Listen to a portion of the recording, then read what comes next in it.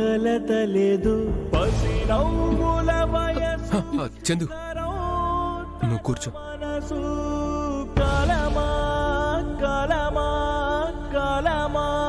ఇంకా ఎన్నాళ్ళు ఏడుస్తావు? నువ్వింత జ్వరంలో ఉంటే అసలేం పట్టించుకోకుండా అమ్మ అలా మాట్లాడుతోంది. ఇప్పుడనే కాదు, నీ విషయంలో అమ్మ ఎప్పుడూ అంతే. తన కోపానికి కారణం ఏంటో నాకిప్పటికీ తెలీదు. ఏంటి చందు, ఎవరైనా మనల్ని ఏదైనా మాట అంటే మనకి కోపం వస్తుంది, కానీ తిట్టే కొద్దీ నీకు ప్రేమ పెరుగుతుందే కానీ మా మీద కోపం రావడం నేనెప్పుడు చూడలేదు. కారణం ఏంటి? అంతగా మేము నీకేం చేశామని?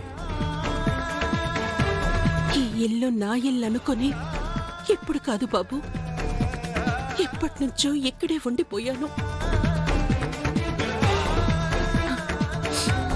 అమ్మగారి తిట్లు నాకేం కొత్త కాదు,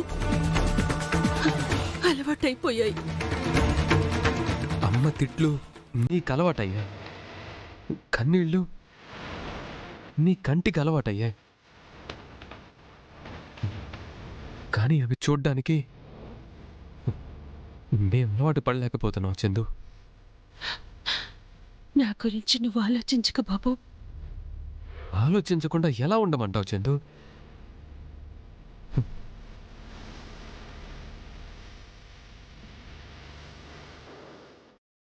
నాకేదైనా బాలేదంటే విలవిల్లాడిపోతావు, నాన్నకేదన్నా కష్టం అంటే నువ్వు కుంగిపోతావు.